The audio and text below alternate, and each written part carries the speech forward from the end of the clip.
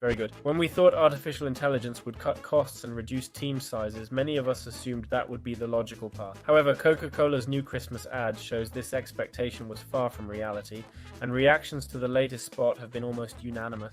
Like last year, though technically more polished than before, criticisms now focus not just on visual flaws, but on how contradictory it is to use automated tools for a campaign meant to convey tradition and warmth. Remember that in 2024, the brand faced a flood of complaints about their AI recreation of the classic 1995 commercial. The visual errors were obvious: trucks with rigid wheels, unnatural human expressions. Anyway, from the campaign itself, the head of generative AI emphasized that technology is now an integral part of the process and there's no going back. Even so, the data about the ad's production raises doubts about the process. Apparently, resources were saved as the brand and secret level members revealed they generated around 700,000 clips before achieving the 1-minute final result. Behind all that material worked a large team of professionals, about 100 people from Coca-Cola, WPP, and associated studios.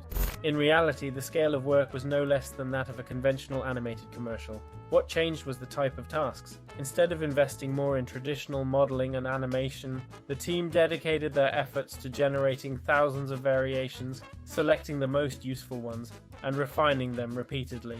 They combined hand-drawn sketches, character development, creative supervision, and digital set construction, all accompanied by the realization that writing system instructions isn't enough. Intense human craftsmanship and artistry remain essential. Economic cost is also part of the discussion, as generative video tools charge per clip, and with thousands needed, costs quickly add up. Add to that the salary of a large team working for about a month, yet the company claims it was still cheaper and faster than traditional production. Though the exact figure wasn't disclosed, the question remains whether these savings offset the reputational damage accompanying this campaign. One key insight is that AI isn't being used to cut budgets, but to multiply output with the same investment. The brand created multiple versions of the ad for different regions and extended the narrative without needing physical shoots, outdoor crews, or specific locations. This is essentially content industrialization, a strategy to increase output volume from the same creative core. In parallel, Coca-Cola also launched Holiday Memory among their AI-generated spots, featuring a mother who finds an ornament during holiday preparations that reminds her what the season means while enjoying a Coke.